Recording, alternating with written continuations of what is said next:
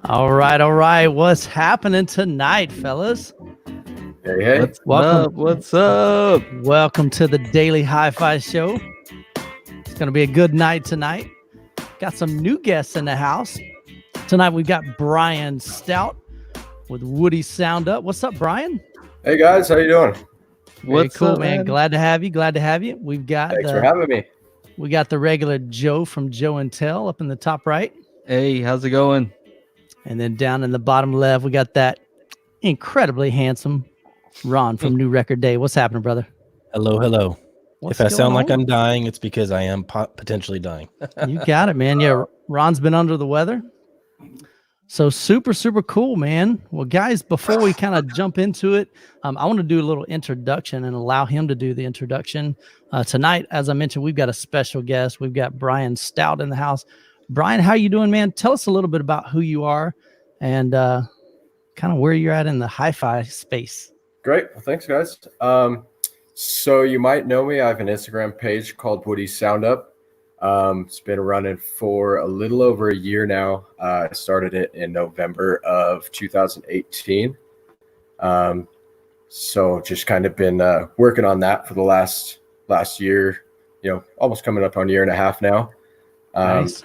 So yeah, just kind of wanted to start a cool enthusiast page for people to go to and see their setups shared and maybe give some inspiration to other people on what they can do with their rooms and their setups and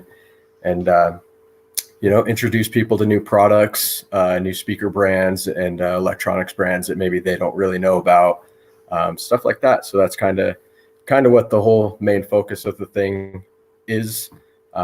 And so now it's kind of catching some legs and taking off and Absolutely. So it's been cool. Absolutely. We'll talk about your channel in just a little bit. Today, we want to mention that our show sponsor is AXPONA. We are really excited this year for AXPONA because we are actually going to have the entire Daily Hi-Fi crew at AXPONA this year. So we are excited and pumped about that. And so Ron, Joe, both of you went to AXPONA last year, so maybe you guys can kind of share a little bit with the audience, kind of what AXPONA is, what you experienced, and I'll share some photos as you guys talk. How about that? Yeah. Ron, you want to go? Yeah, sure, man. I can go first. Well, I mean, going to a show is always a lot of fun, and I've been to a few shows over the years. And AXPONA is quickly being referenced or known as the Munich of North America. You hear that quite often, and there's a good reason because it's really popular. It's becoming one of the biggest shows out there. And one thing that I remember about the show was that location is really easy to navigate. And I wanted to kind of give you guys a heads up if you decide to get out there. You're talking over 200 rooms. And so navigating each and every single room in a lot of these shows can be problematic. It's easy to get lost.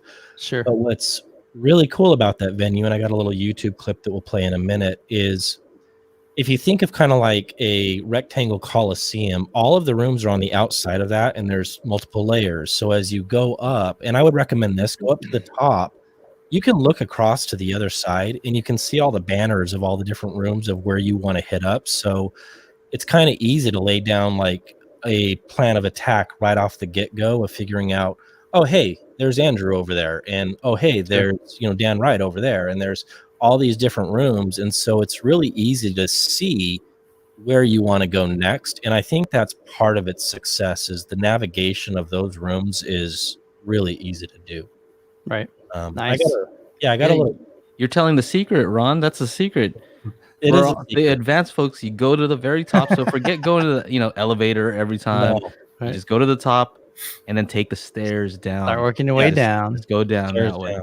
That is the way to do it.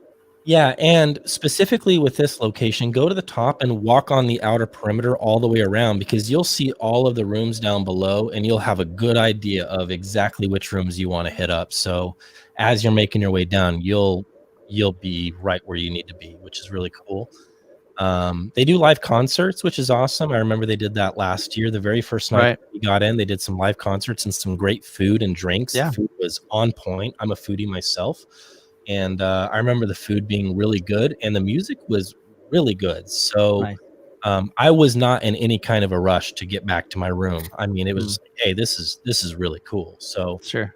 really a cool venue for sure. Very sweet. You said you had a video to kind of show like just Yeah. some footage. Yeah, just some footage. You want to go ahead and share that? Yep. Go And ahead. I'm just gonna press play. You can't hear it, but you can kind of see what I'm talking about. I'm rambling about ELAC, but you can see those levels right there. Right. If you get up to the top, you can see all the way down, and you can see every room that you want to get to and hit up. Nice. And yeah, just to give you just a kind of a glance as to what you'll be looking at when you go there. It's a bright and vibrant venue as well. Some of the venues can be a little bit dark, and I think that kind of weighs on you as you're trekking around from room to room. But that one has a lot of natural light in it as well, and it gives it a different vibe. It seems to me like everybody's just kind of bright, cheery, and happy. And yeah, it's a great venue, man. I really, really enjoyed myself. The rooms are challenging. I will say that they have these built-in desks, or I can't remember, like computer desks or something off to the left. And one thing that I remember specifically is it seemed to me that consistently anybody that was using the long wall, they seemed to have better sound. So I'm going to be paying attention to how people are working with those rooms to get the best out of the room. Nice. Cool. Joe? Yeah. What was your experience last year, man? Well, I'm looking at their site here, and it says they have a 3,000 square foot expo hall. So I remember that last time. There's whole another area there where you can actually buy stuff. So if that's something you're into, you know, bring some money. Bring some money. If you want some vinyl, you know, there's a little shopping area there. If you're into headphones, right? They have this area they call it the ear gear experience. So there's something for those guys too. Nice. You're already saying live concerts. I'm seeing that they have this endless design inspiration in the new audiophile den, envisioned by Chicago interior designer Carly Moeller of Unpatterned and Furnishing, provided exclusively by Ethan Allen. So I thought that was interesting because I've always said, you know, a lot of times we talk about wife acceptance factor and like these huge speakers and how is it gonna work in your room? How's it gonna look? And so the fact that they're looking at interior design and combining that with the audio experience, because it's a factor, right? Yeah. And I think that's really smart. The other thing, the seminars, right? So it says here, compelling seminars daily on the latest trends in the audio world from industry leaders, and that's fun. Industry leaders, I guess that was you last year, right? I didn't speak last year. Did you? I thought you spoke. I was thinking you spoke at something. I'm speaking this year. I have two things. That's what it is. Okay. Two speaking engagements. Cool. So Joe is going to be one of those industry leaders. How about that? So come check him out, man. It's gonna be good. Yeah, that should be interesting. I have a panel, and I put together all of the what I think are the top companies in our industry, and I talked to the higher up people, not just not a nobody in these. These are the movers and shakers of the companies. Yeah, the big boys, right? Yeah. And so I talked to some of them like, hey, be on this panel, and I want to talk about the changes in HiFi and what that means to consumers, what that means to companies, what do they have to do to adapt to these changes? What does this all mean, right? So that is going to be one of my panels, and then the other panel is for NAD and regarding budget audio. Gotcha. Super cool. Are you able to share who's going to be on that panel? Oh yeah. Okay. So throw them out there, man. Who's going to be I think we're going to have on there? I think we're going to have Jill from Klipsch, right? Paul from Sound United. We're going to have June from Lenbrook. So Lenbrook is PSB. Got some PSB speakers and headphones. NAD. They also represent Dolly here in the US. And then we also have Nick Brown from SVS. So these are, like I'm saying, man. I picked some awesome folks. Yeah, that's gonna be a good one. That's a good squad.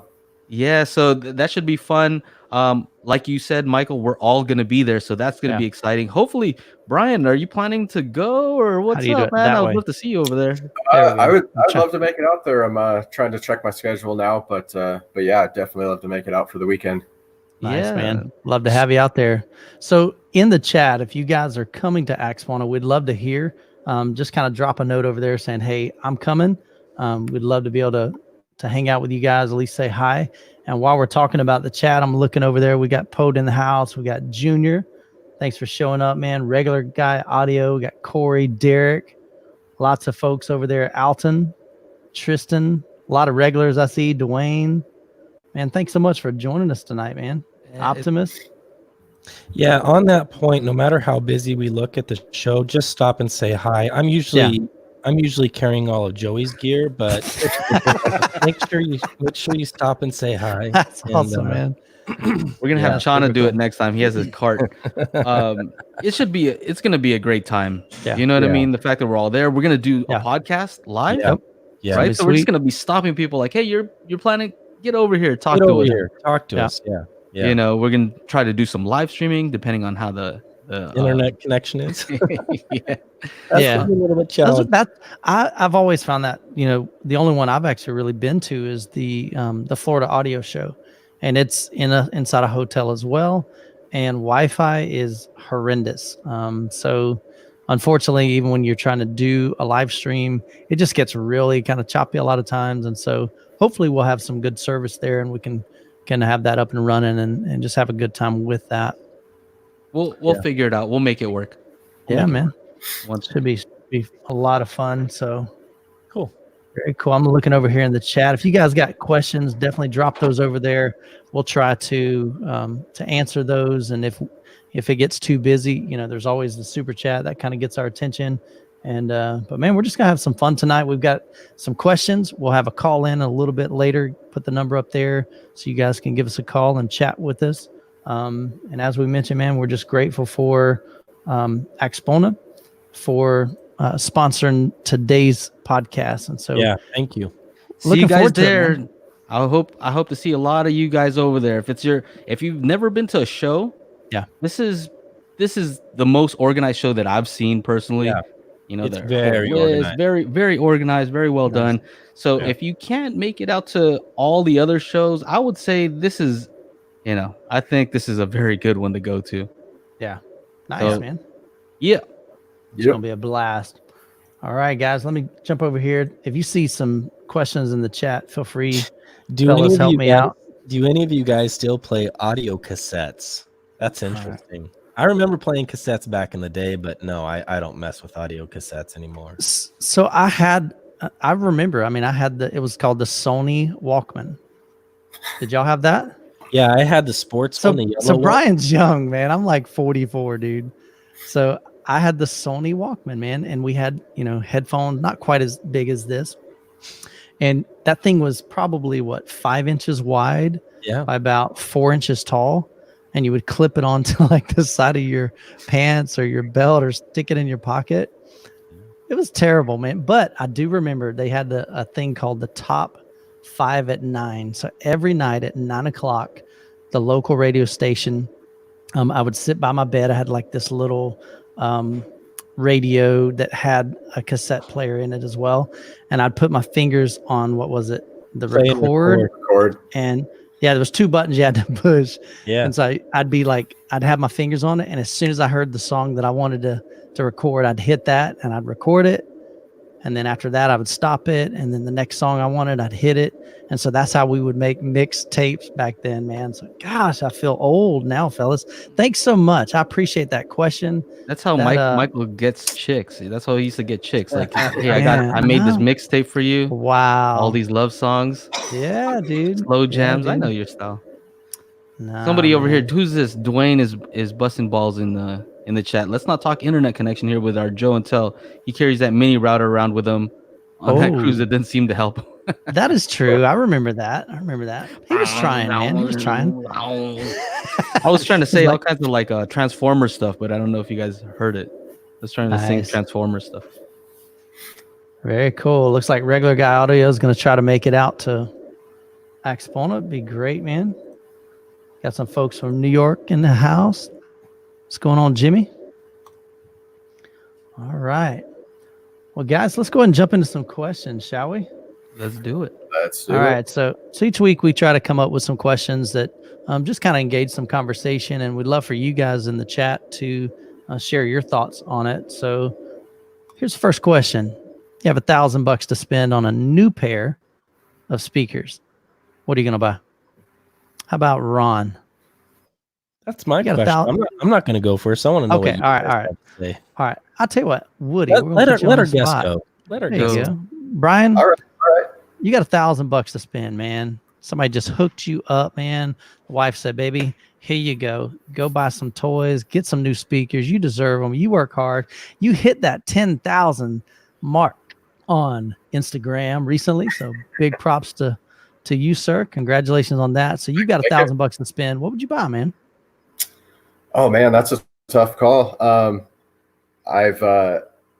I've recently been looking a lot at the ELAC, the reference debuts. I know they're not quite up there to that 1,000 mark. So, I mean, hey, take that extra money and get some other goodies with it. But I think those are really a standout speaker for me right now. Everything from the design of them, the aesthetic, the sound, everything on those things just killer. And there's so many awesome speakers in that price bracket right now. That I think it's kind of hard for individual speakers to stand out because there's so many good speakers in that $500, $600 dollar mark. But yeah, I think right now, I got my big guys set up in the theater room, so I think I'd probably grab a pair of those for the downstairs. Nice. Put the extra money in the pocket, man. All right. It's not a bad choice. What you got, Joe? $1,000 and under. I'm gonna have to go with those Wharfdale Denton 85th anniversary bookshelf speakers because they have a real wood veneer. Mm-hmm. They're actually $8.99 right now, and I think they look awesome. They sound awesome. They're at the very top of my speaker leaderboard right now, Right. and they're not the most expensive speakers on there, but they're still at the very top. I just love the way they sound. I think they sound great. And if you've ever heard the bigger brother, the Wharfdale Linton 85th, oh my goodness, those are slightly over 1,000, so I can't say those. I think those are $1,200 or $1,300 still. Wharfdale Denton 85th anniversary. Not very popular for some. I don't know. I don't know how popular they are, but I think that they're awesome. Nice. Maggie LRS, LRS. I see you there, Tristan. And honestly, I'm like, going, it's not so much the new, it's the price point. I don't know. I just don't have a whole lot that I've been looking at. So, but I don't shop for, speakers very often either. So for me, man, if I had $1,000 to spend on a new pair of speakers, honestly, I'd want to buy something new. Of course, I own a lot of clips. So I'm not even thinking that. I'd like to just buy something, but I don't even know like what brand I would even go after that would have a price point of $1,000. Why are you laughing, Joe? I'm laughing at Dwayne and Tristan going back and forth talking about what I was like coming back wearing some different stuff on the group. But anyway, man, yeah, honestly, that's a tough one for me. You guys know a lot more speakers in that budget area than I do. Well, you have some stuff I think that you've reviewed that are under 1,000, right? Recently, I think those Martin KLH Logan, maybe. Yeah, the KLH. Those were that's 1,000. They were, for a pair of them, you're not going to get in 1,000. What I think about they were like standard? They're like $650s a piece. What about those Martin Logans? I think you can do those. What? Just the tweeter? No, the XTI or whatever it is, the Martin Logan with that pretty gloss, the kind of rosewood gloss finish. That was you that did that with you, right? I didn't know. I did the let me scroll here. I'm looking through there. I've got the Motion 60 XTIs. Yeah. How much were those? Oh, they're only $1,749 each. That's what I'm saying, man. Like, okay, here we go. Yeah. Actually, I know, Ron. Never mind. I'm not going to say what I was about to say because I think I have an idea what you're going to say. Is it something that I can see, Ron, on your screen? Here you go. How about these, man? These might be fun. Honestly, they're not really that exciting to me. 35 XTIs. So those are 500. $429. Yeah. So about $850. So that would fit in there. I just honestly I like the way they look. The tweeter and it is super soft. I haven't heard these particular ones, so I don't know how they sound as bookshelves, but definitely impressed with the 60 XTIs. Yeah. Okay. Fair enough. Okay, let's see what Yeah, Ron's got. This is. I don't think Joey would guess this. This is my. Well, is it in your? Is it visible right now? Is my question. Oh, in his setup, The brand is visible. I see some. His candles brand are is visible? pretty expensive. Brand is visible. Yeah. Would it be the SVS Ultras?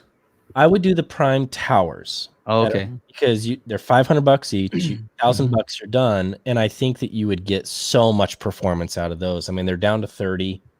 Let me check here. Yeah, 30 hertz, 25 kilohertz. He's laughing at me right now, Dude. Right here, this is why. Yeah, Came here for workout tips for workout. A bit disappointed, man. I would do the Prime Towers. I've heard them enough. I mean, at that price point, that's gonna be tough to beat. I think they're really good speakers for that kind of money. Yeah, if they're anything like the SVS Ultras, I thought that those were very good, especially for home theater. Yeah, You know, I felt like they were designed to get loud. You know what I mean? For some small bookshelf speakers, cut them off at 80 hertz, add one of their SVS subs, done. game over, right? Done. Sure. Yeah. So that was my question. What do you guys got? It's good that you said whoever made up this question said new pair, because if you would have said used, then Michael would have been like, I'm gonna get some MBL speakers. Yeah, he'd be like, "Oh, I got some in my closet here. I just got them, from a guy across the street. He was taking them out to the dumpster." What is the brand again? What is the brand again, Ron, that you got? That he got? That who got? The You ones just that mentioned a Michael brand. got. I think he got something Wilson or something like that. I don't know. Oh, That's his mercy, style. man. Yeah, he was Man, asking tell us you what, on man. Facebook the other day. He goes, "What's this Wilson brand? I got these for $2 by a guy that was just selling them door to door. It was really weird." Yeah, Youthman deals. man. Gotta love it, man. Everybody hates on my Youthman deals. Y'all just want some of them. They're always asking me, "Hey, Michael, what's the tips, man? How do I get the hookup?" Yeah. Be as nice as So, Michael Stevens. See, Tristan's got some love for my used speakers, man. Some good deals out there. Super cool, man. All right, What else here we got? go. Here we go. Optim says, I'm looking for some two-tone electric home theater recliners, red and black. I live in Florida, 30 minutes from Disney. Where can I find those or a store in the area? Oh, goodness. In the area, honestly, a lot of places are just going to be online. A lot of those local guys, whether it's HiFi shops, unfortunately, man, they've closed up. So there's not a lot of great places to go in the local area that I found. So cool. Good question, man. All right. We got a couple others over here. All right, here we go. So how can the HiFi community, companies and consumers use Instagram? So this was Joe's question. I think So we have Ron, to go to the Ron, expert. I figure we'll let the expert speak last on this one. Okay. So All right. I figure we go to the least expert, and I think that's Ron from New Record Day. No, actually, it's me. What Ron, is what do you think? Instagram? Actually, you've been having your wife help you out, right? Yeah. She's been killing it, man. It's good She stuff. has, yeah. It's important. I didn't put much weight into Instagram for a really long time here at New Record Day. You guys know that. Yeah. But joining the Daily Hi-Fi crew, I guess I could say I saw the light, because you realize what that outreach actually can look like. And there's so many people that are on Instagram that it's like you can't possibly ignore it. And I think that, as Joe has talked about, I've sat next to him as he's talked to countless hi-fi, enthusiasts and companies, that it's just another tool that you should be using. And so, both, the consumers, they want to buy your products. That's the bottom line. They're interested in your products, and getting your products visually out there. The place to do it is Instagram. And so, for me, I think that the hurdle for me, at least getting going, is I stopped thinking about it too much. It's not about even starting off with getting the perfect shot, the perfect picture, the one that's just killer. It's get a picture out there and learn as you go. And I think that's my biggest thing, is that just doing it, just getting something out there is way more important, or way more important than doing nothing. Because sure. So yeah, you just figured it out. Okay, cool. Michael? So I think for me, you know, kind of to piggyback on that, even if you don't have a lot of equipment, some people think, man, I've got to have, you know, this fancy camera. I've got to have this. Start with what you have. Yeah. You know, all of us that have YouTube channels, Brian with his Instagram, we start with what we have, which is typically what? Your phone? Cell phone. Yeah. Right here, you know? Just take a picture. So we have this. They take decent pictures. Some of them take really, really amazing pictures. I've seen some guys take photos. And I'm like, man, that is dope. What camera are you using? They're like, my iPhone or my Samsung or my Galaxy Note or whatever. So just start with what you have. And like you said, just begin to take pictures, man, and begin to share, learn about hashtags. What's interesting with Instagram is people find you a lot of times just on hashtags. So if they're looking for HiFi, you know, if you tag hashtag HiFi and they are searching for HiFi, your picture, your post are going to come up in that feed. And so that's how they can find you. And if they like what they see, then they're going to follow you and they're going to, you know, become active in your community and in your Instagram community. So I think it's definitely beneficial for companies as well as consumers. So let me think about that though. How can the HiFi community, so how can consumers use the Instagram? So like with us, maybe, you know, as a consumer, you know, just being educated, you know, there's some great information out there on Instagram on what's available.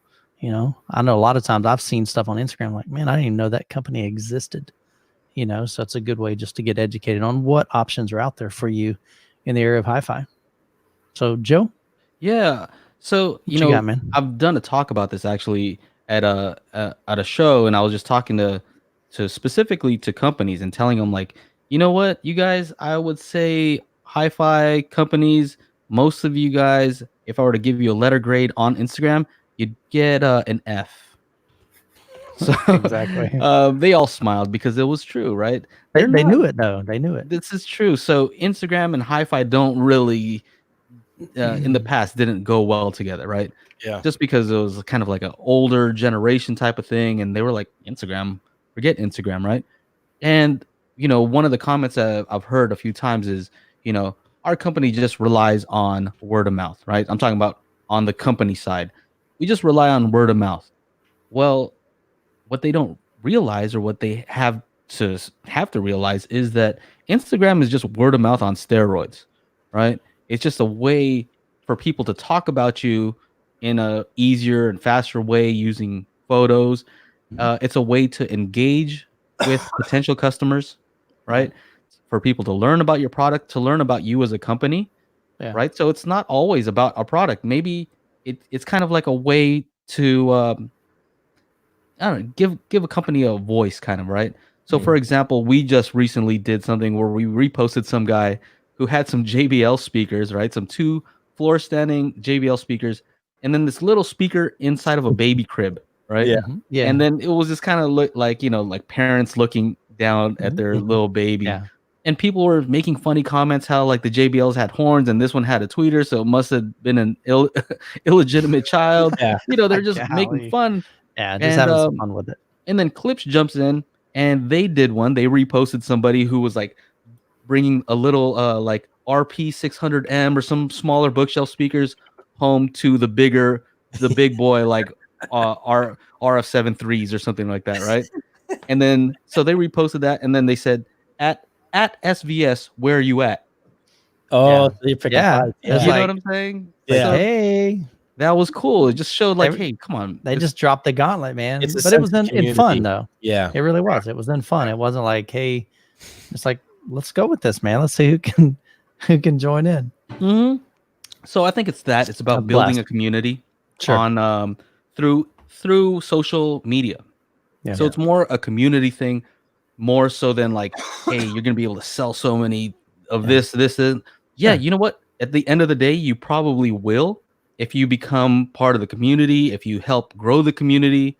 Yeah, I think that's what our focus is, kind of with our daily hi-fi Instagram, is to get people there talking to each other, having fun, and that's basically it. Sure. That's the way I see it. Woody, All right. The expert. IG expert. Hey now. What advice you got for us, man? Yeah, I mean, I think all you guys brought up some great points. It is, kind of like Joe said, there's an older audience there that maybe just hasn't embraced the technology yet. But it is very surprising to me to see some of these really, really, at least to us, well-known companies that don't have any presence at all. I'll share a speaker, I'll share an amplifier, something like that, and I want to tag that company to direct people towards them. Sure. And there's just nothing to tag, and it's like, okay, well, I'll hashtag it, and then maybe someone's searching for Parasound or searching for something in particular. But yeah, I mean, it's a great platform, whether it's just to introduce new products, start conversations about stuff, and just have fun. Like you said, Joe, I mean, making this a community is a really cool thing. And that's something that I'm kind of happy that I got to kind of be a part of in this little journey, getting to hear. Because like I said, when I started it, I really had no idea what I was doing with it or where it was going or anything like that. And it's just fun to show everything from an entry level system to people to say, this is just as cool as these big, huge, expensive systems, and just to see people putting the time and effort and their hard-earned money into a $500 system and how much happiness it brings them. That's really important. Interesting, because you do post those. You'll post a super expensive system, and then right next to it, you'll post like a DIY something on your, like they're equal on your platform. Yeah, and I mean, for the companies to be able to hop onto Instagram and see, a post of mine that's got a bunch of likes and a bunch of comments, and for them to say, oh, wow, well, that's really cool. People actually are reacting to our products and reacting to our stuff. Yeah, sure. So that's kind of a goal of mine, is just to, spread awareness of other brands. And, obviously I'm, a Klipsch guy. So I make sure to include a lot of that stuff in there, but I include, all the brands out there. I'm not, specific to Klipsch and say everything else is junk. It's absolutely. I want to include everyone and start some conversations and show off some cool stuff. And you just recently hit 10K, so 10,000 people who follow you on there. Now, maybe compared to Kim Kardashian or something like that, maybe that's not very much, but in HiFi space, that's a lot. That's a right? big deal. That's if a big deal.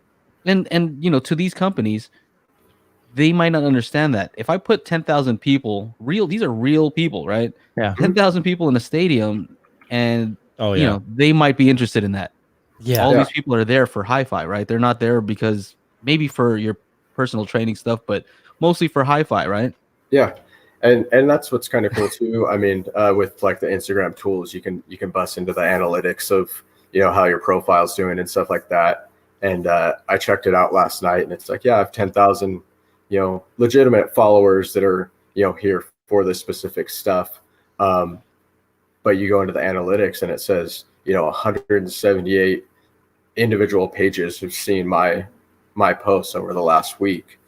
So it's like, wow, that's a pretty big audience of people, and I mean, that's how a lot of us are. We're just scrolling through, you might comment, you might just see something you like and just keep scrolling past it. Sure. But you still took that second to look at it, and you might have taken that second to read the caption of what the product is. And how do you think consumers can utilize that? It could be a great research tool. You can, if I post something about a specific speaker, you might see other people commenting about that speaker, or you might look into that brand more. I mean, I think there's really all kinds of ways that consumers can kind of utilize that, whether it's just starting conversations with people about stuff they're trying to learn about, or products they're trying to get to know, or discover new stuff. One awesome way that I've found is, let's say if there's a product that I'm interested in, right? Mm-hmm. I might look up that hashtag for that product, and then I'll find people who own that product. Yeah. And then I can go and comment like, hey, how do you like this thing? Do you think this thing is cool? And then if it goes further, you can DM them and have a conversation about this particular product. So what other way can you actually find other, people who have this particular product? It's an easy way to do it. Yeah. Nice. Yeah, definitely. I mean, and I was one of those people that, bashed on hashtags before I really got into the Instagram thing, and Sure. I hated seeing people with posts and all kinds of hashtags, and it's like that's lame. That's how you get found, though. Yep. And So it shows you how little I know about Instagram. I recently was posting for Daily HiFi, and I exceeded my limit on hashtags. It was like, hey, you can't do that, and I'm like, all right, now which ones do I delete? Well, I mean, I thought they were all important. At least now, Michael, you can actually, it gives you a warning. Before, what it used to do is if you went over on the hashtags, Right. you'd hit post, and then the whole description would be blank. Yep. So you'd write up this whole thing, No way. and then the whole thing would just be blanked out because you went over. Oh, I'd be mad. No. So you'd have to remember to copy. So now that it gives you a warning, so that's good. So they're learning too. That's cool. You've had that happen? Yeah, and I actually got lucky because I started a Facebook page, which I don't really do a lot with. I just share stuff from the Instagram page. But because it's shared to Facebook and Facebook doesn't have that limit, right. I was able to just go into Facebook and copy my post and then delete out a hashtag or two. And that was good. But good 30 is your limit. 30.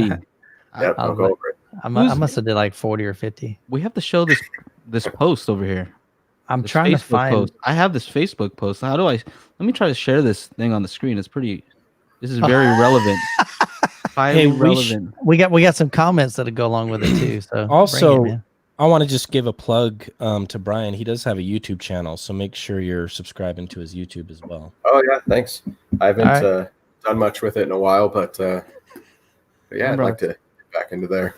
Talking about personal training. Oh, so if you're wondering why I said personal training, this is why. So see right here, it says here, introducing Woody's personal training. I strive to go as deep as possible into getting you to your fitness goals and pushing you to your limits and leaving you sore but wanting more.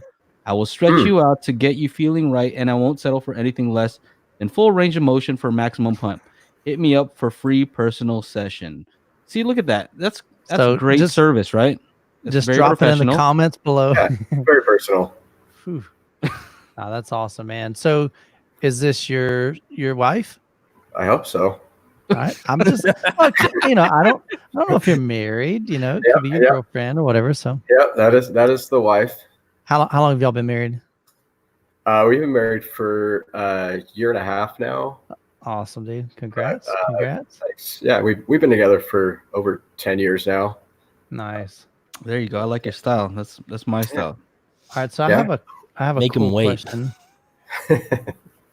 I'm trying to find a good question over here. Where did it go? Man, y'all are blowing. While you're looking for that, I just remembered something, Ron. Remember at the last AXPONA, you tried to stop me, and I was like on my way to take a leak. Yeah. And you're like, hey, what's up, Joe? I was like, yeah, dude, hold on one second. Wow. Yeah. I got to go and do this thing real quick. I was chasing him to the bathroom. I was like, but wait, I want to talk to you, Joey. And you're like, later. I'll see you in a second. Yeah. All right, here's a great question. Michael, if you had $1,000 to spend on speakers and wardrobe changes for Joe, how much would you spend on each and why? Oh, man. Tristan busting. That was good, man. He's busting on me. I love it. I love this guy. So, and my response, Joe has swag. So probably 900 on gear, and I'd give you $100 for maybe some new kicks. New kicks. You don't want to see my area here. I got what you got? I got so much. See, he's got some New Balance. I got so many. Okay, so maybe I'll just keep the 1,000.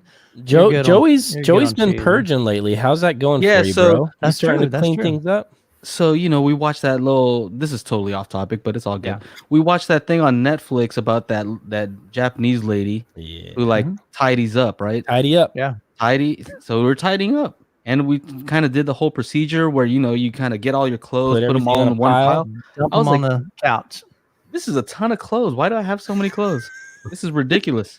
So you should have seen that pile of clothes, everybody. I was like, I thought that was your entire family's clothes, and that was that was just his, man. You should see my wife's clothes even more. Yeah. Even more. So yeah, it was crazy. I think we had about, I don't know, a good 15 bags full. Yeah. so far of clothes that I have to like, get rid of. Yeah. So, yeah, that's what's going on. Cool. Yeah, that's totally off topic, but there for anybody good who needs to question. get tidy. Tidy up. So This is not Tidy up. sponsored by Brian, you Tidy got to Up. sit up tall for this one. There's a lot of text that's covering your face, man.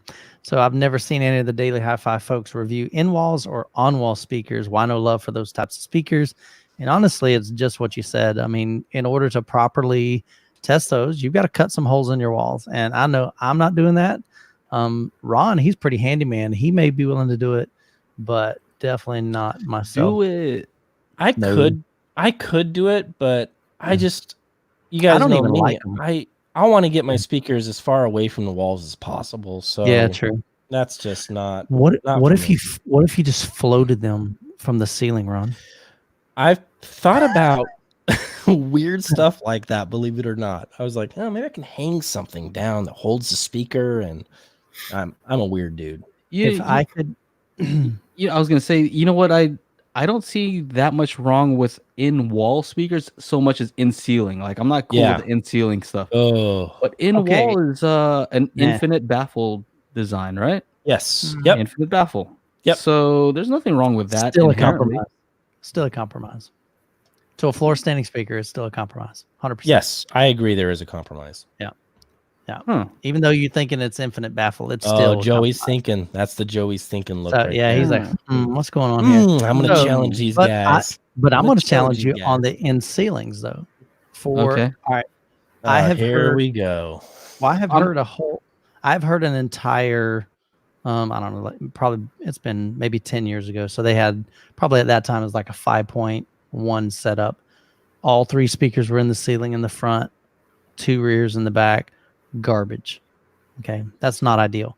There's nothing natural about having your front speakers firing from above you coming down. Bouncing up and down like a million times. Yeah, that doesn't sound good at all. Where the and I used to hate in ceilings too. Where the in ceilings come into effect is with Dolby Atmos.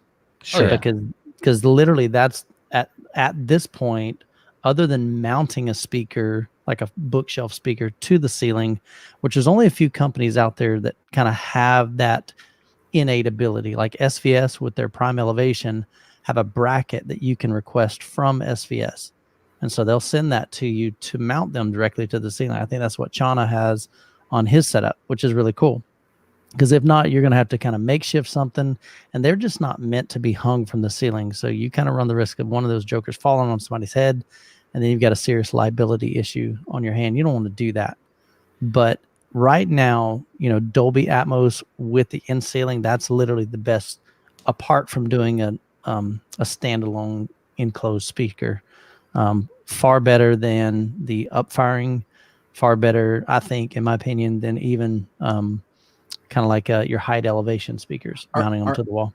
Are your in-ceiling speakers angled, Michael? Mm-hmm. They are. So they don't fire like straight they don't down. Fire straight down. No. A lot of the companies make the tweeter directional. I'm almost thinking my woofer actually is on a two-way bezel, or not bezel, but like a bracket. So I think I guess you're still angling the mid-range of that. It's not just bass frequencies. But yeah, so the tweeter's directional. So I can actually maneuver that pretty much anywhere I want. Brian, do you use Yeah, I was gonna ask Brian. I don't right now. I'm just running a 5-channel. My room's fairly small, but I have thought about adding 2 height speakers above me, but it just hasn't really become a priority. Yeah. Yeah, cool. I like having speakers up there. Yeah, I think it adds to it. We have more questions, Michael. That's why I'm looking over here, running through. After this, we can start answering questions in the chat, and we can also take a few calls if you guys want. All right, here we go. We got one more. It is okay. Here we go. This was my question. So, what is the worst hi-fi purchase that you've ever made?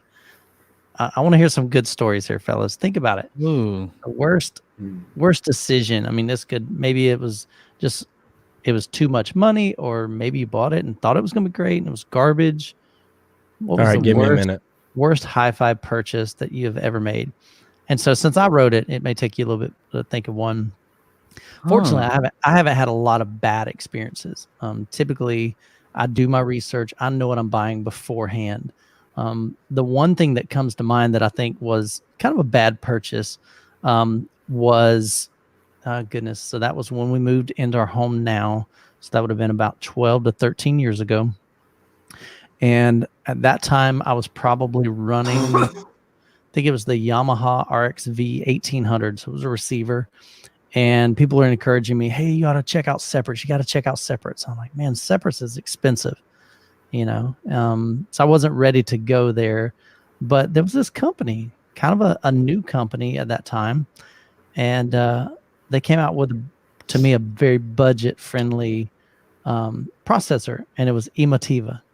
So it was Emotiva's UMC-1. That joker was buggy as all get out, man. Just a lot of issues with it. I tried it. It had the worst room correction software. It was called EmoQ. So at that time, like I said, Emo. I don't know if they're still using that, but it was their own proprietary stuff. And it was just bad, man. It didn't work real great, didn't sound real great.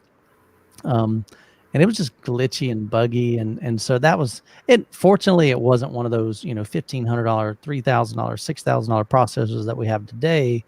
I think I paid $450 for it, but it was super budget friendly back then, 13 years ago. But again, I probably had it maybe a year. I'm like, yeah, this ain't for me. And I went back to a receiver. I mean, that shows you how bad I did not like that processor. This is a tough Yeah, question, man. Michael. Think about it. This is the opposite of the way I'm used to thinking. And, right? and you guys in the chat, what was your worst purchase? We'll read some of those as well. I would have to say worst hi-fi purchase. I bought some Yamo subwoofers on Craigslist, and they were gigantic. Okay. These things were huge, ported, and seriously huge. Like, I don't even know how to explain how huge these things were. Let me just explain, just to give you an idea. If you know what a bandpass speaker is, right? And the enclosure size required for a bandpass, okay, right. Imagine 2 bandpass subwoofers, and they were just gigantic. I didn't know by looking at the pictures, right? I didn't like look at the measurements or anything. I'm like, yeah, they look decent. Yeah. It wouldn't even fit into the car, so that wasn't a great idea. Sure. That's about it. I've always pretty much done enough research where I knew what I was getting, and if I didn't like something, it's pretty easy to either send it back or sell it. Sure. Yep. Very cool. Ron's over there. He's going through his archives. He's like, man, I bought so much crap over the years. What was really, really bad? Is that what you're doing?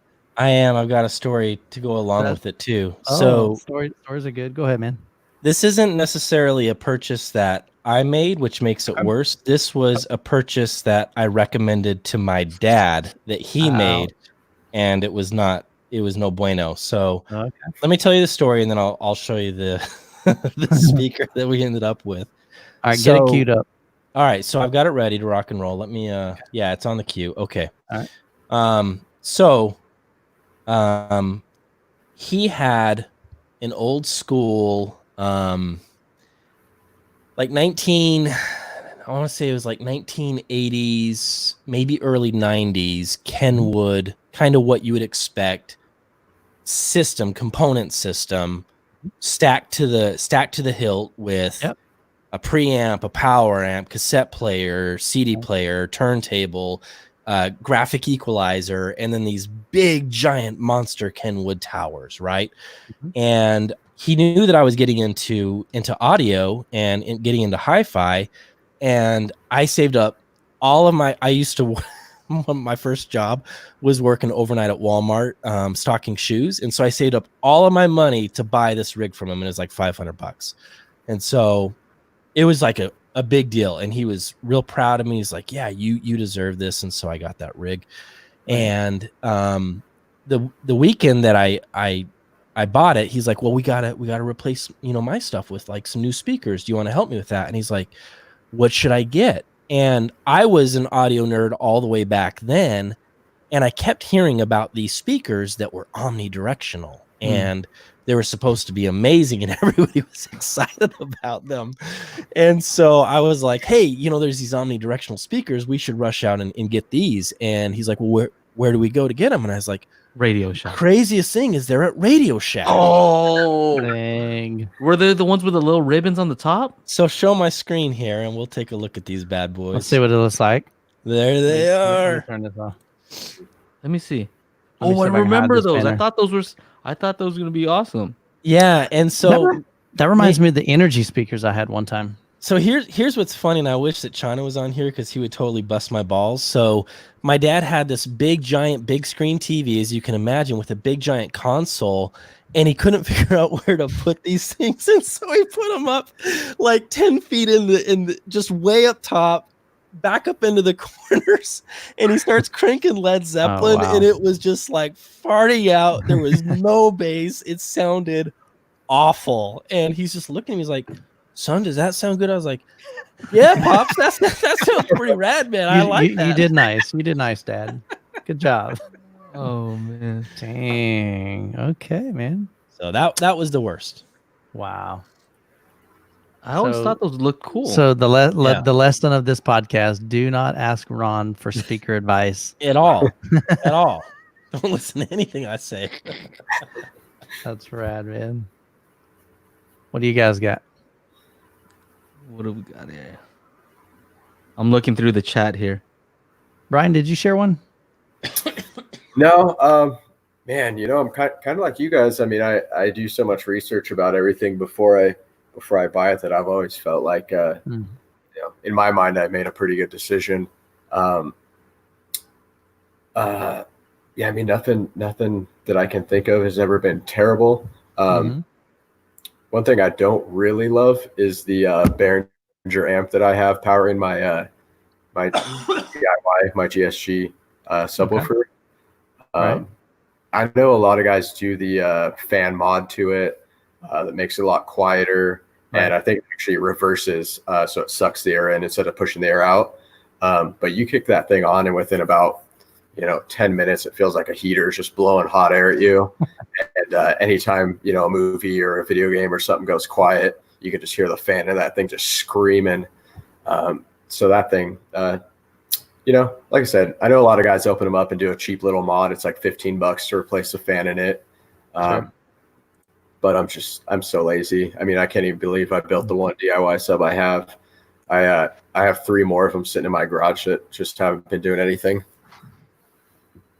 Yeah.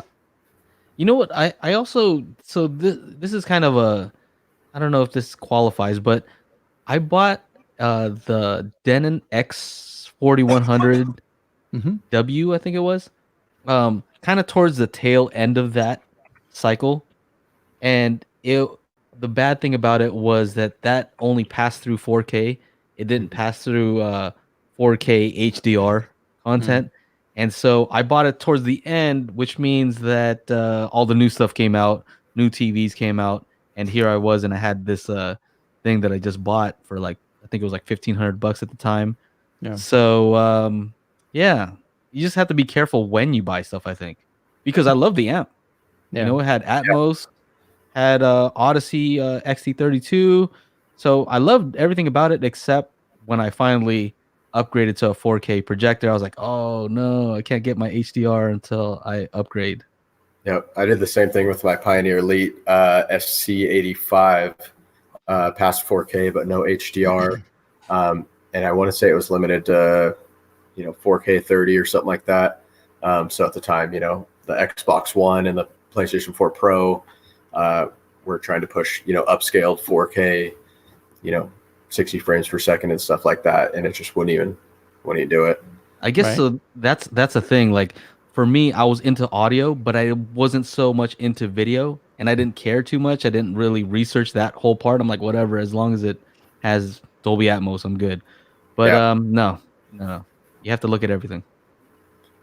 That's I feel like on the video side, that's the tough thing. I feel like the video tech, every year there's a new there's a new something to go along with it, that just as soon as you buy this year's model, it's already outdated, because next year all the TVs are already moving up to HDMI 2.1 and variable refresh rate for the new game consoles coming out and stuff like that. Yeah, that's why I'm excited to check out that NAD T778 because I believe it's modular where they're going to be able to change out the video portion. Yeah. So that makes sense to me. The audio part, I don't even feel the need to upgrade that most of the time. It's just the video part. Yeah. So if they can fix that part, that's kind of good. Mm-hmm. I'm ready to take calls anytime you want or All answer right. questions in the chat, however you guys want to do it. Sounds good, man. So let's go ahead and put up that right here. So if you guys got a question, feel free to give us a call, 818-237-3030. And so while we're waiting on the call, I thought of another question. So it's kind of similar to what's the worst decision? What is the one thing you wish you would have bought? And I've got one in mind. It was back in my college days, man. I had lusted over this thing. I wanted it so bad. It was like the latest, greatest. College days now. Okay. Pioneer Elite Laserdisc player. What? Man, I wanted one so What? stinking bad, dude. That was when Dolby oh goodness, what would that have been? That would have been Dolby Digital first came out. So that we were just migrating from Dolby Pro Logic to Dolby Digital and having that independent channel separation. I was so pumped for that. I think it was about $400, but as you can imagine, as a college student, man, I was broke as a goat. I didn't have any funds, no funds for audio at that time. So even used audio didn't have any funds. So man, I wish. All right. I was like, I want that. All right, we got a call. All right, go ahead, man. You're on the air. How's it going, fellas? It's regular Hey, what's guy happening? audio. I got to step away from my TV so the lag don't happen. Hey, sounds Yeah. good. I got a question. What's up? Yeah, what's your question? What do you guys think of white van audio? The stuff that used to be sold out of the back of vans and is now all over the internet misdirecting people. Oh, Yeah. White, is that a thing? Like, is that like a white van audio? You never heard of that, Joey? No, I know what white van scam is. Yeah. Is this like a website or something? Like, hey, No, go to whitevanaudio.com. I think he's just saying in general. Yeah. Yes, my advice would be definitely stay away from those. If somebody's trying to sell you speakers in a parking lot, they're either stolen, they're trash, You know what a good way is. Well, I mean, look at the tweeters on those things. The generic brands that have popped up all over the internet side by side with like the Martin Logans and the stuff that you can find on eBay and Amazon. There's a lot of knockoff brands out there. Yeah. And folks in my circles have fallen victim to that. Oh, look at my new DaVinci Audio speakers. I spent $1,800 on this, and then I show them a system like what you have, or and it really hits home. Yeah. No, I actually have firsthand experience. So my stepdad, who I was just talking about, fell victim to a guy that was selling HiFi gear out of a white van at a Circle K. And he bought this surround sound system, brought it over to my house, and he's like, "Hey, son, is this any good?" And we opened it up, and there were these little cubes that look like bows. That's what they're trying to mimic. And I remember how heavy they felt. And so we cracked them open, and they actually poured concrete inside of the cube to make it heavier. And I was like, "Hey, at least they're being clever." But no, they sounded awful. They were terrible. Oh man. Definitely stay away from those. Stay away from those, and look for if you see a silver tweeter that's not a metal tweeter, it's like plastic silver. No. That's a no. No. Now, Silver what if dust they have? cap? No. But what if they have a business card? Does that make it legit? Probably not. It takes $8 to print up a box of business cards. Come on now. There you go. You got it, man. Regular guy auto, you're a regular on here, so we appreciate you. Man. Thanks for calling in. Appreciate you, man. You guys do for the audio community. I'm definitely a fan of what you guys do, and I refer people to you all the time because I actually get out and put hands on gear. I do repairs and stuff. I've got my own stupid little channel, but it's a hobby. So I'm actually in this myself. I do a lot of repair work and occasionally a theater install. I've referenced Youthman's screen a couple times because I love the mechanism. Joe, I love your speaker reviews. Ron, your acoustic treatments, that's fantastic. Thank you, man. So Thank you. Appreciate that. Thank you very much. Take care. Well, I'm going to let you go. I was just wondering long term, since you guys do a lot of the home theater reviews, if maybe you could mention that more for the folks that are getting just turned on to the hobby and get it back out there. Cause, you know, I think a lot that of people would be get beneficial. scammed. Yeah, sure. You guys are doing it. Yeah. Thank you, man. Thanks, man. Appreciate it. I Have a good night. That. You too. We don't either. All right. So, yeah. What do you look out for when it comes to white vans? Like stuff that's too good to be true. Like, you know, if it says, "Oh, this system is 10,000 watts," and you know, doesn't look like it has a tweeter, no tweeter. I had a friend just telling me his white van story. It's just last night or the night before, from a few years back, and he was in a mall parking lot, and you know, here comes the guy whipping around and says, "Hey, you know, we're a home theater company, and you know, we just bought too many speakers for this job." You know, so I just got to get rid of them because, you know, my company's, you know, not going to do anything with them or whatever. And we just need to make what we can make off of them. So it's like, you want them for $500? And, you know, at the time, you know, my friend's like, "Oh man, all I have on me is, you know, 100. And the guy's like, that works. Then, you know, it's definitely a scam. That's right, dude. Stay away from that, man. Yeah. Oh, so, you also said like, what did you want? What have you always wanted? Something like that? Maybe something that you wish, kind of going back, whether it was, you know, it's relevant today or not, but what do you wish that, man, I just kind of wish I would have been able to buy that, or cable risers. You're so full of it, dude. Oh my goodness. Just get some egg cartons from, you know, Walmart and lay them across that when you're done cooking your omelet in the morning. That's all I have to say. All right. Okay.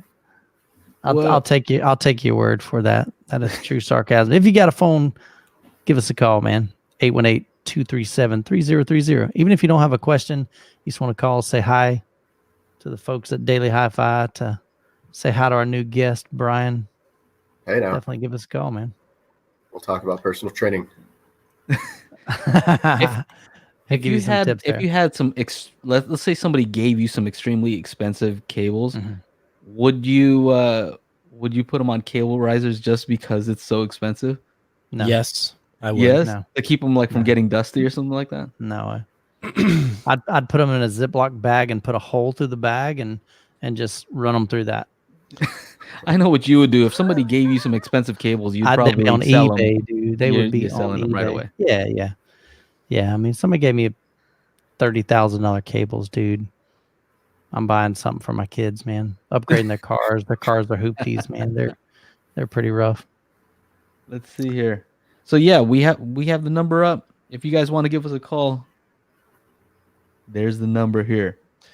Something that I've always wanted to buy through the years that I never did was the Bose 901s, and that's a true story. Yeah, man. I've just always wanted to hear what those are all about. I've always been interested in the design. And then there's another company that I don't know if they went out of business or what the deal is, but I want to say it's Thiel, Thiel. Yeah, Thiel, I think. I think so. One of those, and I remember seeing those like in the magazines, you know, growing up and just getting older into hi-fi, just like, man, those speakers look so cool to me. And I always wanted to hear those. So yeah. I second. The Oppo 203. I've always wanted one of those too. Just a little bit pricey for me. What did they run? 1,000 or were they more? I'm not sure. I think maybe somewhere around there. Let us know in the chat. What was? I can't remember. 12. Okay. Maybe less than that. And it's weird. Why do you think they went out of business, man? Like, I mean, I guess they're not out of business. They just don't make 4K players. Oppo? Yeah. Yeah. It was that really came as a surprise. I know a lot of people that were working directly with them, and it had a huge impact on their business. Namely, ModRite did a lot of modifications for Oppo players, and so Dan was like, "Oh, this is not good for us." He said it was just kind of out of the blue. It was just overnight. They just pulled the plug. They're done. Gotcha. So. Yeah, it was weird. Yeah, we got the notice. I'm like, what just happened, man? You know? Yeah, that's true. So I have seen maybe that's what I'm thinking, Matt, is that they're now selling, at one time they were $550, but now if you look on like eBay, they've jacked the price up because nobody can buy them anymore. And they're still a great player. So if you can get your hands on one for a decent price, man, especially on the used market, jump on it because a lot of guys are charging a whole lot for that. Yeah. I'm trying to figure out what is this? Southern California. Do you know what a bucket is? Joe, what's a bucket? I don't know. I said, is it a crappy car? Like you driving in a bucket? I don't know. You know what I mean? That's what I always say. Like, stop making fun of me, Joey. Driving in a bucket. My friends and I even converted that to a biscuit. Okay. Driving in a biscuit. I've never heard of that. See, I've used this one, hoopty, That was just mine. He said yes. Yeah, a bucket. Yeah, driving in a bucket. I don't even know where that came from. Riding in my bucket. Yeah. We got another call here. All right, Let's go ahead. take this call. All right. You are on the air. What's your name? Where are you calling from? Hi, my name is Derek. I'm from Surrey, British Columbia, Canada. Hey, Derek. What's up from Canada, man? Thanks for calling in. What's going on, buddy? Thanks for taking my call. Yeah. I love what you guys do. You guys are killing it. Thank you. Man. Thank you. There's a slight delay. Quick question about Golden Ear technology. Yeah. I'm an owner of the Aeon 3s. Okay. Yeah. And I know that those speakers, when they first came out, there was a lot of hype behind them that, wasn't exactly, I would say, on the level. But I love my speakers.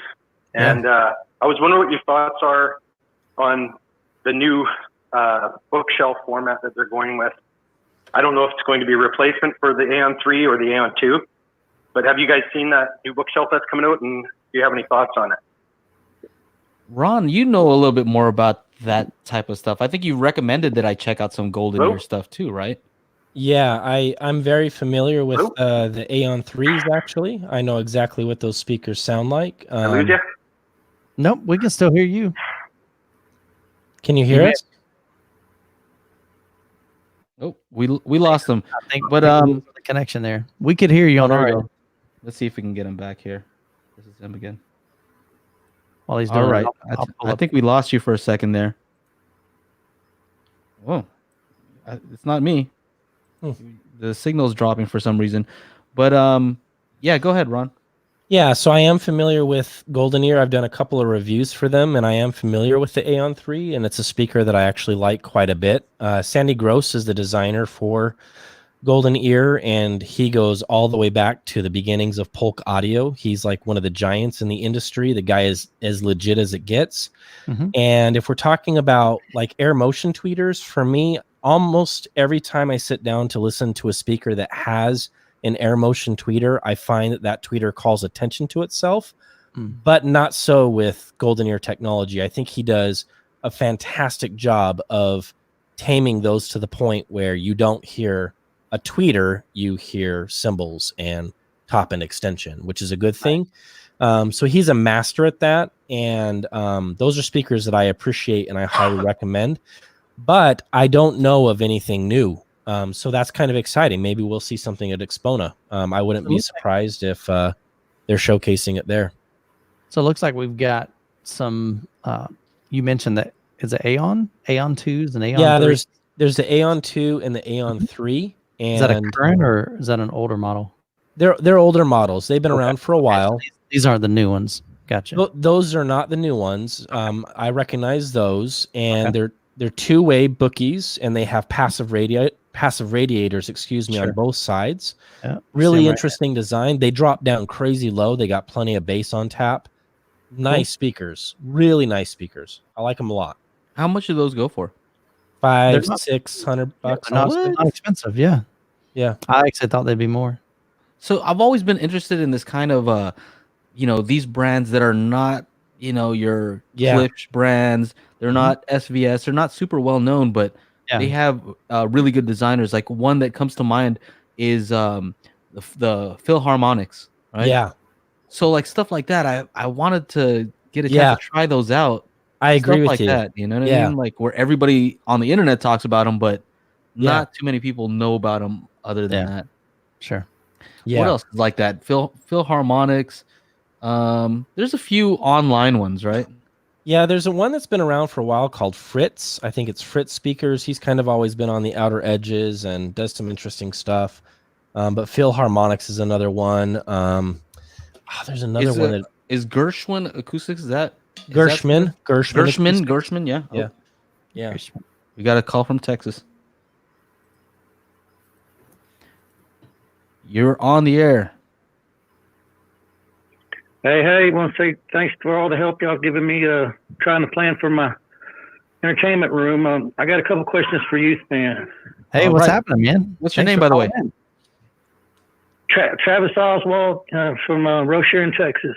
Hey, Travis, thanks for calling in, man. What's your question? Well, I'm all over the place, but Me too. because I just ran across this, I didn't prepare. But basically, I'm setting up a Marantz 8012 Okay. with a Sony UBP 1100 Okay. ES, and I have Vandersteen front speakers Okay. in the sub center. And I saw you review the KLH Kindles, Yeah, sure. and I was wanting to use those for surround and Gotcha. surround rear. Okay. And I was wanting to ask you, what you kind of like, I don't know if you were like maybe turning your nose up about them a little bit, or if I just got the wrong signal. But what do you really think about the Kindles? What do you really think? Yeah. No, the Kindles, surprisingly, okay, so they're not a super high-end, speaker. My understanding, KLH was kind of going, kind of by the wayside. And so they're trying to make a comeback. And so that's why Worldwide Stereo had reached out and they said, hey, would you be interested in reviewing some KLH Kindle speakers? And I'm like, nah, not really, because I didn't know anything about them. Looking online, I'm like, okay. And so they literally kept on and kept on and kept on. They're like, man, we would really, we know you're busy with your review schedule. Whenever it opens up, we would love for you to be able to, for us to be able to send these to you and let you check them out just to see what you think. And so finally, literally, it's one of those things where they just asked me and asked me and asked me probably about 6 times over a 6-month period. And I finally said, you know what? There's really not a good time to send them to me, but go ahead and send them to me anyway. I just can't promise that I can get to these right away. And they sent them to me. And honestly, for a very affordable set, I really liked them. No, I definitely didn't turn my nose up at them. I just didn't initially want to review them. I just thought that, I really like to listen to quality speakers. I have no desire to listen to, I guess, what I would consider just mediocre speakers. Not that they have to be the most expensive, but I want to hear quality. I don't want to be going, well, these things really sound like garbage, but let me try to find something nice to say about them. And I think maybe I got that impression that might be what I heard with the Kindles, and I was very pleased with them. I'm gonna pull them up here now. I know what you're saying, Michael. It's hard to do reviews if something's not good. Those are the hardest. If something's great, it's easy. Absolutely. This thing's just awesome. Absolutely. So I'm gonna pull these up here. So they're like $649 each. And so they're definitely, very affordable. They're not super extravagant. But so going back to your question, I'll put these up on the screen for everybody else. So you're wanting to possibly use your Vandersteen up front, left, center, and right, and then put the Kindle floor standing speakers as your rears. To me, having mix matched fronts and rears isn't near as crucial as having your solid front soundstage. So by having that, the Vandersteen left, center, and right, I think you're dead on with that. Go with what your ears like, what your ears prefer. For surrounds, Dolby Atmos, things like that. Because those speakers are behind you, think about it. Our ears are meant to hear sound primarily that's in front of us. They're bent forward, some of them bigger than others. But that's what they're used to hearing is from the front. And so, having to timbre match, or some people call it timbre match, those rears to the fronts, I just don't think is as critical. So I think you can definitely get away with going with a different brand, especially if it's to save some money. So, but man, having a floor standing speaker like that, dude, I think that would rock. That's Seriously. awesome. Is there a reason why you went for the KLH specifically? Well, I was looking at Klipsch M-wall speakers, Mm-hmm. and they were kind of pricey, So I was thinking, well, why not just take a step up and go with floor standing speakers? And then I was kind of sold on the Klipsch 8000s. Sure.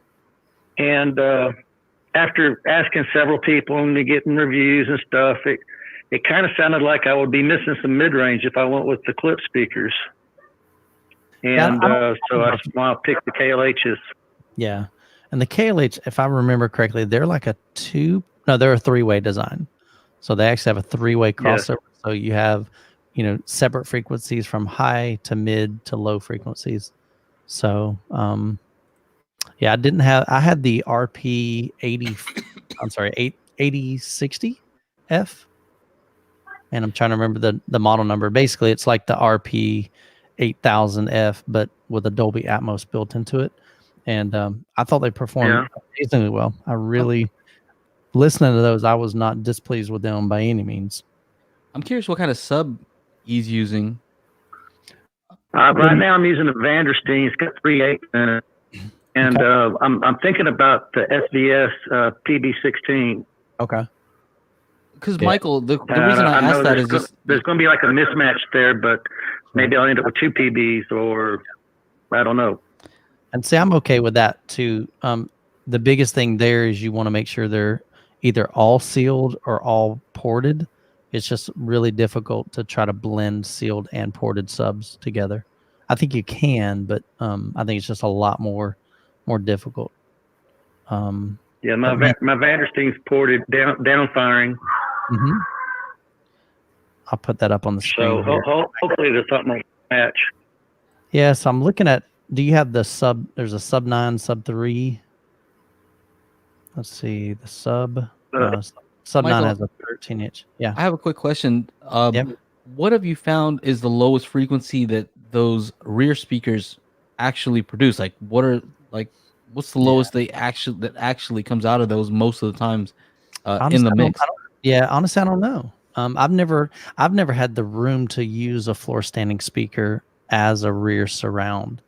So I've never actually had that benefit. I know some guys that have I know guys that have put massive towers, for rear surrounds. I'm just curious if there's actually any information, low frequency information coming from those rear speakers.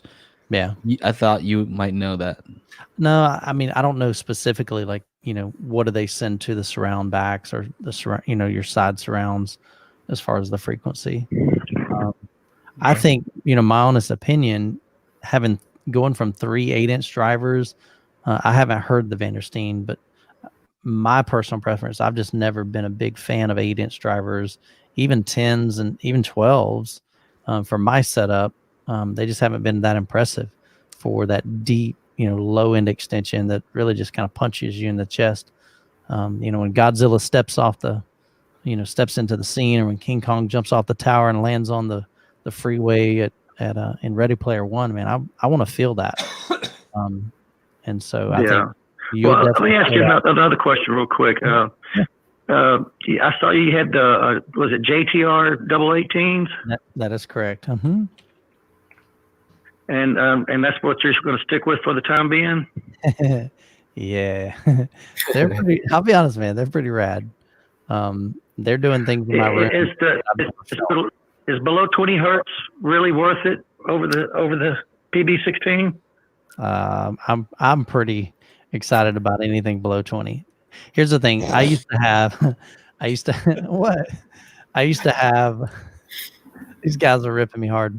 So I used to have 4 Klipsch RSW15s, and so they had 15-inch drivers in the front, and then I think that was a passive, and then the rear was an active 15. So I had a total of 8 and the RSW15 would only go down about 20 hertz, and it would literally drop like a rock. And I always felt like I was missing something. All these guys in the forums and Facebook groups, they're like, man, if you ever get a chance to experience below 20 hertz, it's a game changer. It really is. And so, there are a lot of guys that say, oh, there's not that much below 20 hertz. I don't know, man. I'm hearing some stuff that I've never heard once I upgraded to my PB16s, because they do dig down deeper. I think they're rated down to about 17 hertz, but in-room response, sometimes you can get a little bit lower than that. And then I had the chance to review a Power Sound Audio S3611, very similar to the JTR dual 18s. And oh my goodness, man, when it basically, when you hit those really, really low frequencies and it's able to play that clean and tight and smooth and not like it's straining and it's just having a difficult time, I'm telling you, man, that's an incredible experience. That's when you move from hearing bass to experiencing bass. I'm sold. Gotcha. Sold. And one more question I'll for take all two. y'all. Yeah. I'm internet stupid, No, and I don't know what I need to get when they come to my house to hook up a router or whatnot. So I don't miss the speed or the type of equipment I need to watch movies or stream, quality music. Can you give me any things to look for? I think nowadays, a lot. I don't even know what the minimum speed would be for 4K. Is it 50 megabytes download speed? I think you probably want at least 30 down. 30 down for 4K streaming. I think on Netflix maybe 20, it was something like that. Maybe 25 is that? Yeah, 30 just in case somebody else is using it too. So yeah, somewhere around there. The upload speed might not be as crucial. Sure. Unless you're doing what we're doing, streaming. Yeah. So I'd say just look Is for there something a that's certain 30 type of a router or anything that I need to be looking for? They're going to provide you with all that.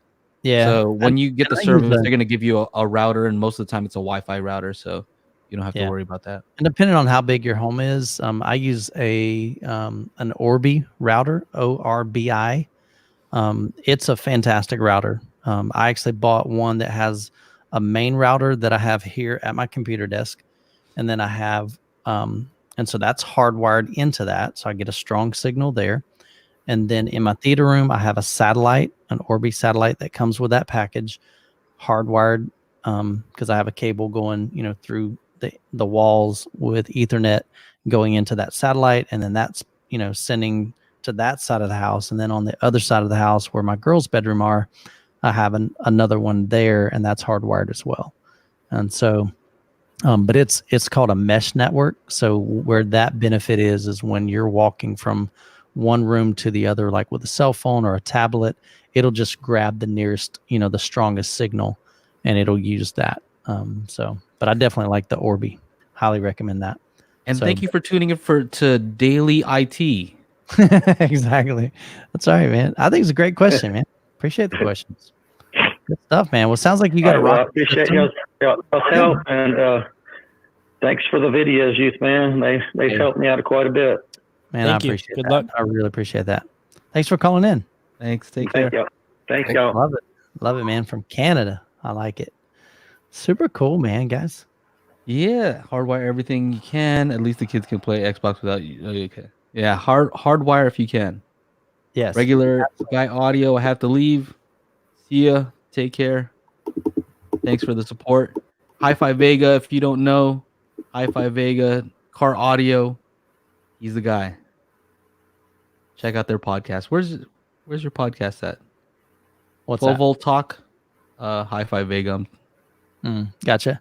So Dwayne has a question at Youthman. For those who are interested, or maybe it's a comment, for those who are interested in going down the IMAX DTSX route, this will be dedicated full range audio to all speakers. So floor standing or much larger surrounds may be the way to go. Cool. Good thought there. Yeah, I mean that's the reason I like that IMAX audio experience, is because my rear speakers were going. I heard bass coming out of them. I don't know if you've experienced that, Brian. Have you messed with that at all? I haven't messed with any of the IMAX audio stuff myself. No. Yeah, it's pretty cool. Yeah. So in a theater, though, if you think about it, the rear speakers or the side speakers, those aren't really big speakers, right? No. Not Typically, no. Actually, typically they have like 10 or 12-inch drivers in them. A lot of Are them. you serious? Yeah, seriously. It's hard to tell because they're up so Right. high. They're way up there, but yeah, a lot of times they're 10-inch, 8-inch. So they can Really? be- yeah. We go to the Dolby Cinema a lot, and the all the Dolby Cinemas are outfitted with some pretty serious surround speakers compared to your standard. You know, most theaters will just have the little boxes that probably just have a tweeter and a 10-inch woofer or something like that, or 12-inch woofer in them. But these things, I think they have an array of like 6 or 8, probably 8-inch, 10-inch driver or 10-inch woofers in them. They're pretty serious in those Dolby theaters. Yeah, I'm looking up even some of the clip speakers because they do a lot of cinemas. Yeah, Pro Cinema. Here we go. Yep, here you go. Let me share my screen here. I'll show you. Brian, why did you choose Klipsch? Because when I initially looked at your page, I'm like, oh, this is like a Klipsch page. All I saw was a bunch of Klipsch speakers all the time. What made you choose them? Those speakers. I started out a Klipsch fan, years ago. My first, well, not really my first, but one of my first little setups was just the Klipsch Pro Media computer speakers, the little THXs, which I know a lot of people probably had in their system at one point or another. But those things just really blew me away. And at the time I was actually, I just started doing home theater installations, which I did for a number of years. Mm-hmm. And the shop I worked for, they were kind of a big Klipsch supporter. So, I kind of had the opportunity to pick up, at the time I got the THX system for a pretty amazing deal. And, from that point, I was pretty much sold on Klipsch stuff, and being a home theater and, gaming guy first. I've always found Klipsch to just be, really everything that I'm looking for a home theater and a surround sound setup. Are you telling me they got you hooked with some computer speakers? Computer speakers, man, they got me. Yeah. Those Pro Media THXs, those things were. Okay, so I know because I had those too, but it's just interesting that computer speakers got you into their brand, and now you have all kinds of Klipsch speakers. Yeah, I think I went from probably the little speakers that came in the box of whatever PC I had at the time, and just the little tinny, whatever they were, piece of plastic hanging off the side of the monitor to the Klipsch Pro Medias, and it's like, well, music can sound like this out of the computer, and so that just really blew me away, and I was like, man, this is a cool product, and then I like I said, I kind of started listening to their bigger offerings, and it just went from there. It's like, man, these things are killing it. I think that's what one of my talks is going to be about. I'm going to mention what you just said, because I think a lot of these companies don't even realize how people are getting in, right? Yeah. Through computer speakers or through some headphones, a lot of companies kind of shy away from that. Like, no, that's not hi-fi. You know what I mean? Yeah. Computer speakers, not hi-fi. Yeah. But then, you can have a bunch of different offerings, right? So you got to start people off somewhere. Yeah. Kind of going back on the KLH stuff that we were talking about a bit ago, which I know someone mentioned up here, and I was going to throw it out. But KLH is now run by some ex-Klipsch employees, and they've kind of been responsible for kind of reinvigorating that brand. But they're the KLH Ultimate One headphones, which I actually posted about today on my page. Man, I listened to those at Rocky Mountain Audio Fest and CEDIA, and talked to David from KLH, and both times, like, man, those are some of the best headphones I've heard in a while, especially with the $299 price bracket. They're just super, super comfortable. Just a really, really good sound out of those things. Yeah, I had that sub too. I had that whole setup right there. So this is the smaller version. For some reason, Klipsch. That's the Star Wars edition. Yeah, I picked this up for $20 on Craigslist. Of course he did. So I think I've had that system 4 times now. Okay. So here's the caveat with that. The amplifier sucks. It really does. Unfortunately, the biggest thing with that is Klipsch did not put a heatsink or just an ability for that heat to dissipate. And so literally the amplifiers, they just toast after so long. So I think this is my third set, but I like them so much. I've yet to find a, just a 2.1 system that I really like better, other than there was an old Boston Acoustics. They were called the Media Theater, I think. Yeah. So it had that I loved. I mean, absolutely loved it. I should have kept it. The driver in it kind of dry rotted and just started making a funky noise. So I'm like, oh, I need to buy another one instead of repairing it. I just went and bought another one, and now I regret it. I'm like, man, I've literally just started looking for another set, just to see, man, and just to pick up. So that was a great little system. Those subs had some good bass, huh? Those little subs that they had there. That was the ones back in the day, when Gateway computers were around. And Klipsch had partnered with Gateway. I'm sorry, Boston Acoustics had partnered with Gateway. And so they were taking this nice computer at that time and putting nice quality speakers. And I think, like you said, it was getting people into hi-fi instead of just using these little dinky speakers, laptop speakers. They were now being able to connect these to some speakers that had some good sound. So yeah, funny story. When my wife and I lived in our condo years ago, I was worried about, pissing off the neighbors. So I didn't want to put a lot of money into big speakers that were just going to upset the neighbors. So I actually used those Pro Medias as my main TV speakers for probably 2 years. I just plugged them right into the headphone jack or the headphone audio out on my Samsung TV I had at the time. And I just ran, 2.1, and it was, astronomically better than standard TV sound. I mean, obviously it's not going to be, the big setups we all have now. Yeah. But that's a big thing to me, as well.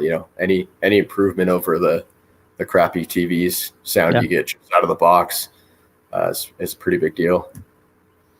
Cool deal, man. Well, guys, we are right at about an hour and a half, so we're going to wrap it up here. Definitely appreciate Brian for stopping by, join us on the Daily Hi-Fi. Man, we'll have to have you back on the show. Thanks, guys. Absolutely. It's fun being here and hanging out with you guys. Awesome, man. Follow him at Woody's. How do I say it? How do you spell Woody's that? There it is. It's on the screen. Woody's _Soundup. Not Woody's Roundup. I was lost earlier. I was like, where is this guy? He's What? like, I don't know. I'm surprised I haven't received a cease and desist yet, but I we'll would cross that bridge when we get there. That's awesome, man. Definitely appreciate you having you on the show today. And we also want to give a big shout out once again to our show sponsor, AXPONA. So if you guys are heading out to AXPONA, definitely come say hi to us. We'd love to have you out there. Check out their website, axpona.com, for all the details and how you can get registered. Hope you guys have a great night, and we'll see you in the next one. Bye. Take care. See you guys.